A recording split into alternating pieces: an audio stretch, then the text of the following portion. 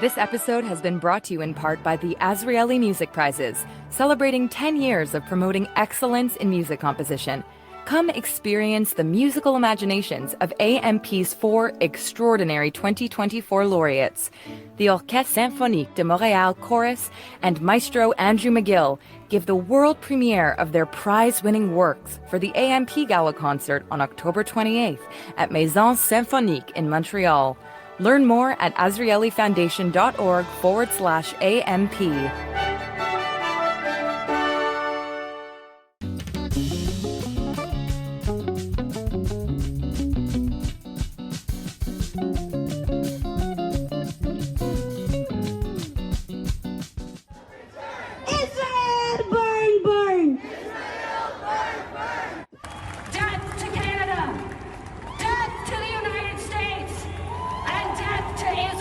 That's what it sounded like in Vancouver on Monday, October 7th, when masked protesters wearing keffiyehs tried to burn a Canadian flag and chanted, "We are Hezbollah, we are Hamas," and also led the crowd in chanting, "Death to Canada, death to the United States, and death to Israel," all on the steps of the city's art gallery, one of the events organized by the Vancouver chapter of Samidoun during its self-proclaimed 4 days of protests called the Al-Aqsa Flood, timed to coincide with Canada's Jewish community's solemn memorial ceremonies for October 7th. Vancouver police are now investigating whether this was a crime. Samidoun is an officially recognized non-profit group in Canada, which means it gets tax breaks but cannot issue Canadian tax receipts for donations. It's run by Charlotte Cates, a former U.S. lawyer who lives in Vancouver now, and officials believe her husband Khalid Barakat also runs it. He's a Palestinian writer who's considered a high-ranking member of the Popular Front for the Liberation of Palestine, or PFLP for short, the second largest wing of the PLO. So if they want to have Israel, they can have it in Australia, or they can have it in the US, in Canada. They can give them, some land in France. Maybe Holland could donate some land and create Israel there. But in Palestine, there is no place for Israel. He was booted out of Germany several years ago. Germany also banned Samidoun. Israel has too. And the Netherlands parliament voted this week it will consider it. Somehow, Barakat and his wife managed to get Canadian citizenship, and they operate in and out of Vancouver. Although Samidoun also has a branch in Toronto, experts say Samidoun is a proxy for the PFLP, sending them money and possibly even recruits. And it's believed Samidoun is behind much of the anti-Israel protests on the streets of Canada and on Canadian university campuses. They are a niche terror-linked organization, and politically it should not be that difficult for a liberal government to be able to say this crosses our red lines. I'm Ellen Besner, and this is what Jewish Canada sounds like for Thursday, October the 10th, 2024. Welcome to the CJN Daily, a podcast of the Canadian Jewish News, and it's made possible in part thanks to the generous support of the Ira Gluskin and Maxine Granovsky-Gluskin Charitable Foundation.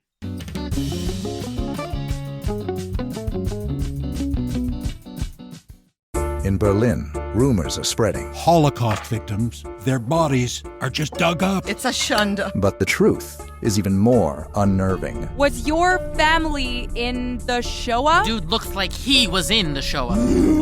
As the world panics. This is some ritual, bringing the dead back to life. No, you said this wasn't illegal. It isn't, I don't think. One woman seeks the truth. These are questions you can't answer. And you're too afraid to even ask them. Justice, a Holocaust zombie story. An original audio drama from the CJN in association with the Ashkenaz Foundation. Listen now at thecjn.ca/zombies or wherever you get your podcasts. For years, Jewish advocacy organizations, including B'nai B'rith, CIJA, and Simon Wiesenthal, and most recently, politicians on both sides of the House, have been urging the Trudeau government to add Samidoun to Canada's list of terrorist organizations, which would mean they can't fundraise or operate here. Samidoun's Charlotte Cates has been making news headlines in recent months, especially since April, when she praised the Hamas terrorists for what they did on October 7th. She got arrested by Vancouver police for that and was ordered to keep away from any protests for 6 months. Then the police waited while BC justice officials studied what kind of charges they could lay. In the meantime, Cates traveled to Iran, where she appeared on TV there to receive a human rights award for her anti-Israel work. On Tuesday, the court's bail conditions on Cates expired without any charges being laid.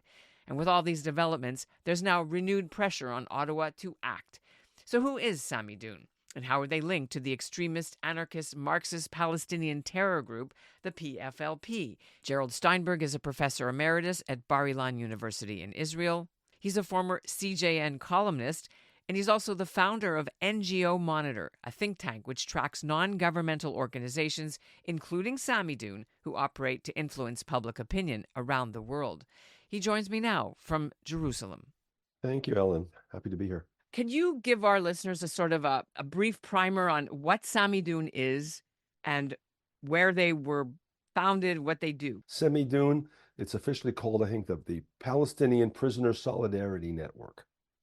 They're a branch, as they make quite clear and unusually clear, of the Popular Front for the Liberation of Palestine, which is a banned terror organization in the United States, in a number of European countries, in the UK and elsewhere.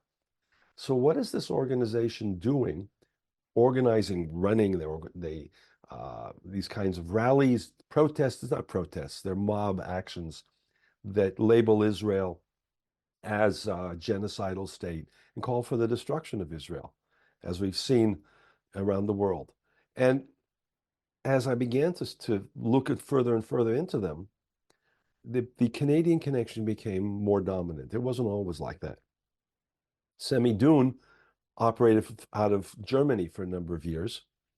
Khaled Barakat, who is the head of Samidoun, lived in Germany, and partly or significantly because of the work that NGO Monitor did vis-a-vis the German government, and said, look, this is a terrorist, they're a terrorist front. Israel has officially labeled them a terrorist front, and the evidence is clear. They're connected to the PFLP. Germans then expelled Khaled Barakat and made Samidoun it's unable to function in Germany. They are banned. They can't raise money. They can't hold rallies. They can't do anything in Germany. There are other countries in Europe that are, in some level, looking at this, have restricted their capabilities. Belgium is one of them.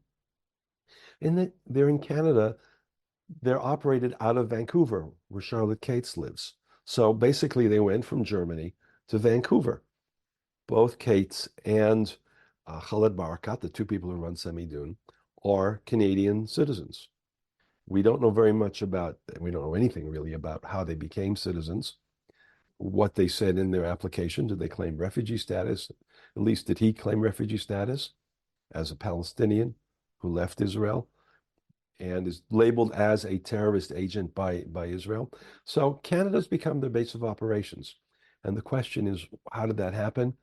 And what are the Canadians doing about that? And then we began to look more and more at this network. I want to add one thing. It's important to understand Samidoun is a worldwide network.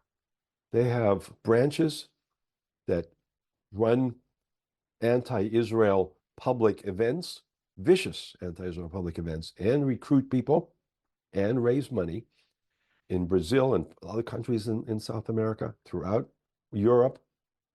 They have operations in the United States. The United States has not banned them. So they have, Spain is a prominent place where they operate. So we mapped for the first time Samidoun's international operations. And then question comes up, who funds them? So those are the issues that we've been dealing with. And because I'm going to jump in there for 1 second just to clear up something. You said that USA has not banned them. You mean they've banned the PFLP, but not Samidoun? I just want to make sure.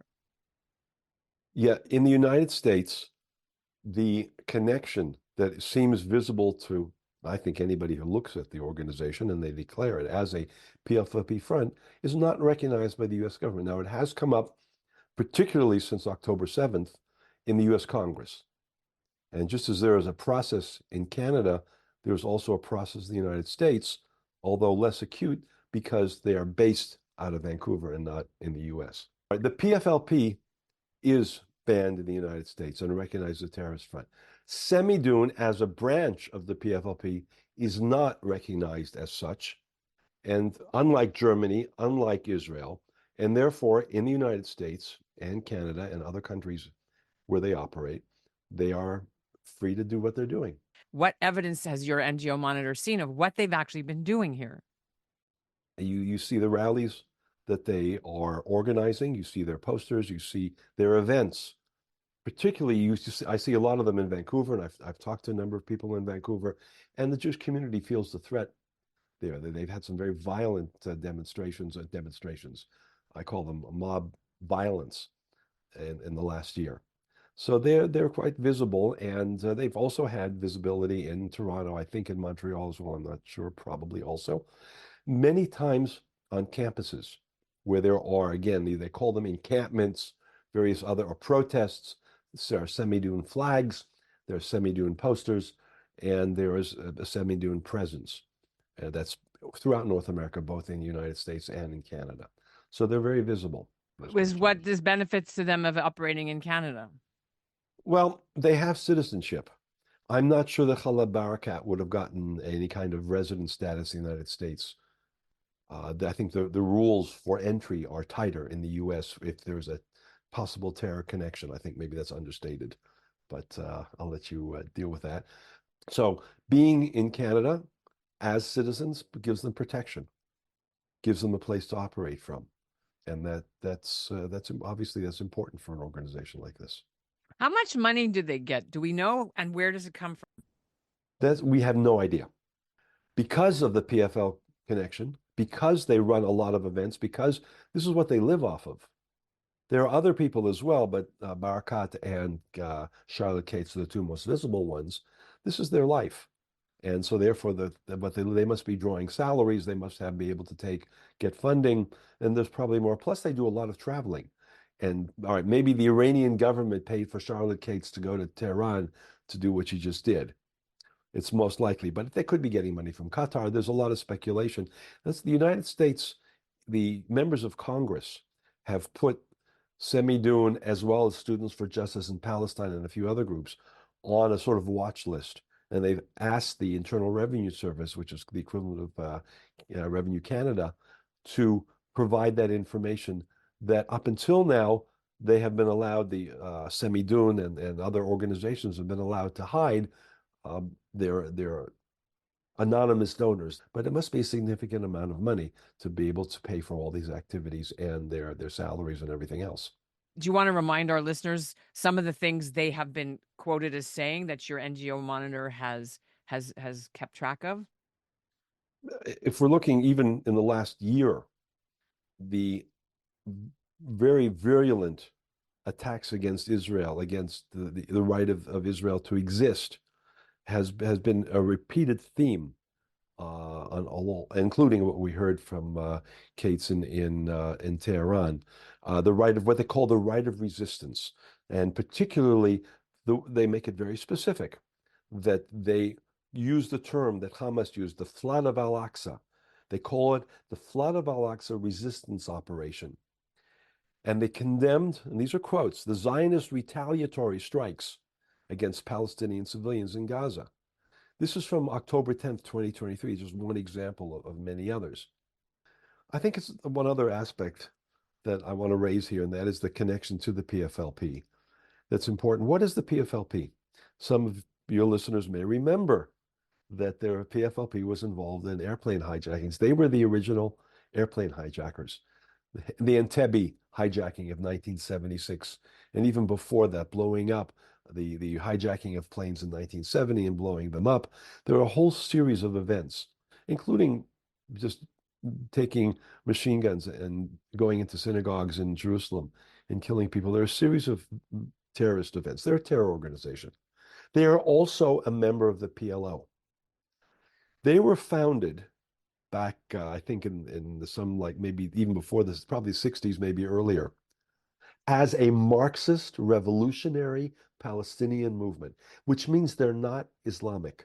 They're not Muslims. Most of the people who are involved in the positions of the PFLP are Christian. They come from Christian families. They call themselves Marxists, but they are not part of the Fatah movement, which is the main part of the PLO, but they are the Marxist Liberation element, and they've developed very close relationships, personal and political and ideological, with radical Christian groups across Europe, and also after that they went out to North America.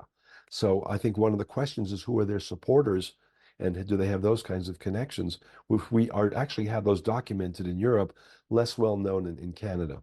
But they've been able to build on this. And it's not something we usually associate, I think, the Palestinian terror movements with Hamas, and before that, the Fatah movement, with Arafat, with Muslims, fanatic Muslims who want to wipe Israel off the map. But this is a different organization, and they were supported by the East Germans when East Germany existed until 1990, and the West German far left radicals who were connected to them. These are not just their origins, but that's the type of people that get attracted to this framework. They are revolutionaries, and revolutionaries in the sense of blowing everybody up, not distinguishing between anybody, civilians, women, children, to kill everybody. And that's the PFLP. And this is one of their front organizations, maybe the most important front organizations.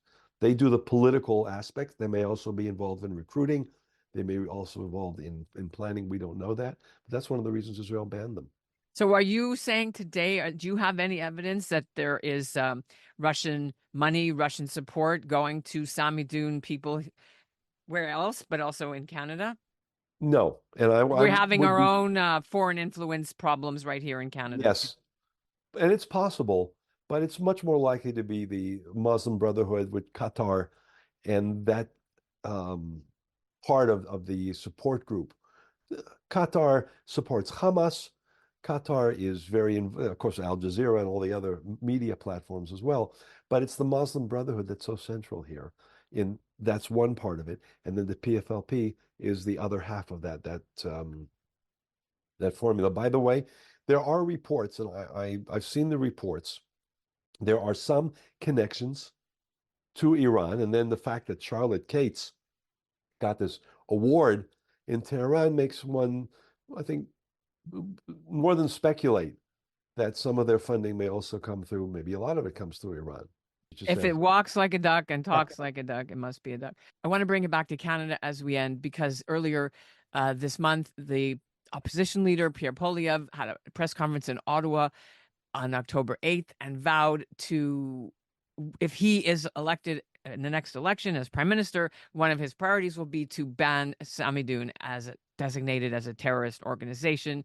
The Canadian government's been asked to do that by B'nai B'rith, by many organizations. Anthony Housefather, that's one of his big priorities as Canada's special representative on anti-Semitism. And I could go on and on. Vancouver, Jewish community, CIJA. There's so many people that have said it's time, beyond time.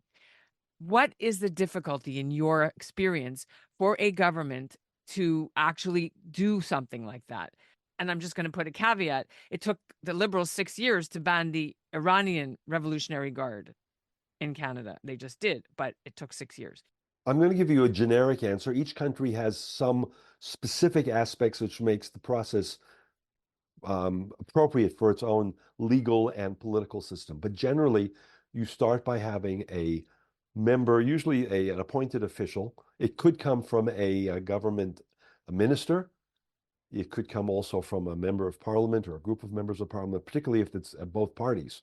So you have Anthony Housefather, then you have members of the Tories, and then getting somebody in the RCMP, the appropriate investigatory framework, to put together the evidence and to present it and reach a conclusion or a recommendation.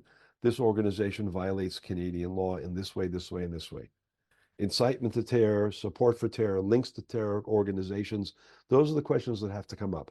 For promotion of anti-Semitism is another one, Section 319 of the Federal Criminal Code, right? But there is also the issue of free speech, and that is something that is very important in the Western ideological political framework. The United States, in many ways, is slower and more reluctant to put limitations on organizations than Canada has been. Where does the line stop between allowing them to speak, hold rallies, which is part of free speech, and crossing over into support for terrorism, incitement, and in the case of Canada, anti-Semitism, and the other aspects of the legal process. So there's always this balance. And then there's the question of constituencies.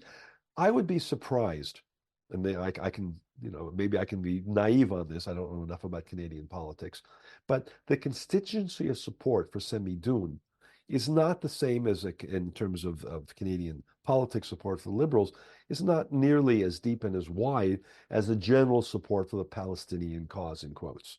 So you have the investigatory aspect of it, which is always done in Israel too.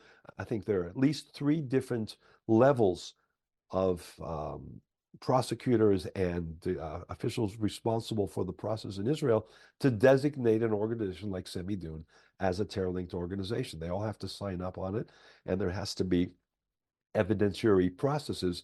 They don't have to be made public, but they have to be people that can say, we looked at the evidence. Our job is to do that, and we are convinced. There must be something similar in Canada. It takes somebody to start that process, to say, we're going to do this, we're going to do it seriously, and we're not going to take 6 years to do it, because then it's meaningless.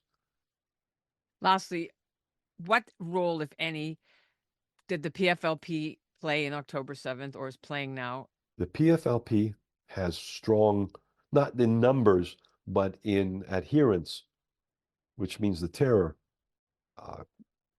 aspects, the terror agenda, both in Gaza and the West Bank. There were PFLP participants on October 7th. We have the details. We have the names, we have the aspects. Some of them were killed. There was at least one case of an Israeli hostage that was held by people in the PFLP. Do you know the name? We can look that up. I don't remember offhand. And there were probably more. So they are very much part of that broader terrorist process. We usually attribute it to Hamas, but there were others that joined on October 7th. And in the West Bank, is their constituency quite high in the West Bank? They're not a dominant organization, but they are part of the PLO. So the terror links are also very much cemented in that framework. And I'll just add that when the Oslo Accords were signed in 1993, and a lot of people celebrated the beginning of peace, they condemned Arafat for having any kind of recognition of the Zionist entity. So they're more radical than the Fatah movement they are the opposition in the PLO to any kind of agreement, rapprochement, recognition of Israel. I'm going to give you one more sentence. It goes back to the basic question that Samidoun was expelled from Germany. Khalid Arakat was expelled from Germany. His visa was not renewed. Why is it that in Canada, this process seems to be not just taking so long, but it seems like the Canadian officialdom didn't say, well, wait a minute, if the Germans are banning them, then maybe there's something that we need to look at in more detail. Not just Israel, but the Germans as well, and other countries in Europe are also putting limitations on and opening investigations. Wouldn't be the first time in recent weeks that the Canadian immigration department's come under fire for allowing terrorists in who claim asylum and then decide that they're going to go and blow up October 7th in Brooklyn. Yeah. Look, thanks a lot for sharing your expertise with us on the CJN Daily, and we'll talk again. Good. Thank you. And that's what Jewish Canada sounds like for this episode of the CJN Daily, made possible in part thanks to the generous support of the Ira Gluskin and Maxine Granovsky-Gluskin Charitable Foundation. The Public Safety Ministry says it's, quote, considering all options about Samidoun, and the minister was apparently already sent the file on an urgent basis. Once listed as a terror group, the assets are frozen and it becomes a crime for anyone to assist them. The Daily is produced by Zachary Judah Kaufman. Our executive producer is Michael Freeman, and our music is by Dov Beck-Levine. Have an easy fast. We'll be back Tuesday, October 15th. Until then, thanks for listening.